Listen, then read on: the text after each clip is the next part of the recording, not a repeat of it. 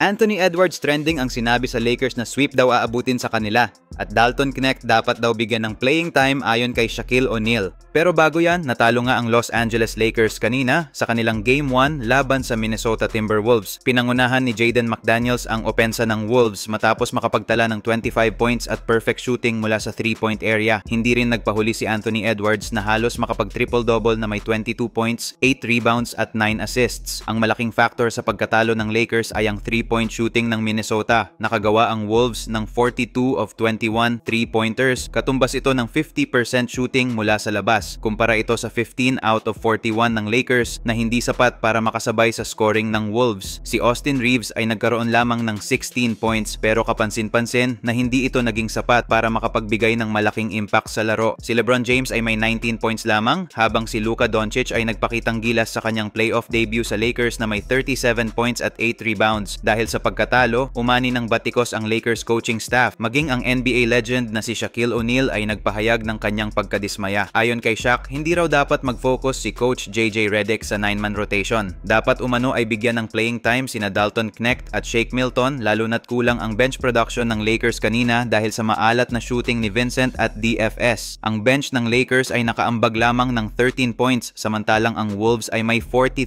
bench points. 5 points nga dito kay Knecht at ginawa niya lamang ito sa loob ng 3 minutes. Dagdag pa ni Shaq, deserve ni Knecht ang pagkakataon mabigyan ng mahabang playing time dahil kaya nitong baguhin ang momentum ng laro sa pamamagitan ng kanyang shooting at energy.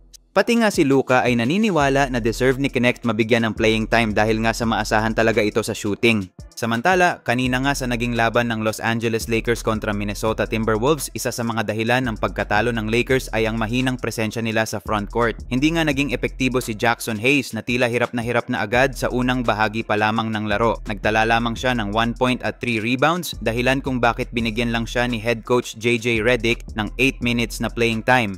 Dahil dito, napilitan ng Lakers na mag-focus na lamang sa small ball sa halos buong laban. Agad namang napansin ng Timberwolves ang kahinaang ito at sinamantala nila ito sa buong laro. Dominado nila ang shaded area at halos walang depensa ang Lakers sa loob. Dahilan kung bakit naging madali para kina Julius Randle at Anthony Edwards ang pag-atake at pagkuha ng rebounds. May mga analyst ang nagsabing mas mainam sana kung kinuha na lamang ng Lakers si Trey Jemison o Christian Coloco bilang backup center. Ayon sa kanila, mas may potensyal ang dalawang ito kumpara kay Alex Len at maaaring mas nakatulong pa sila sa depensa at rebound battle kontra sa malalaking big men ng Wolves. Sa kabilang banda, nag-viral ang post-game interview ni Anthony Edwards kung saan sinabi niya na simula pa lang daw iyon at mas gigil pa silang maglaro sa Game 2 para makuha ang ikalawang panalo. Para pagbalik nila sa kanilang home court ay siguradong makakamit nila ang dalawa pang panalo at masweep ang Lakers sa Series N ito. Hindi naman ito nagustuhan ng maraming Lakers fans at sinabing tila minamaliit na ng Wolves ang kanilang team. Ayon sa ilan, imposibleng masweep ang Lakers at tiyak na babawi ang team sa susunod na laban.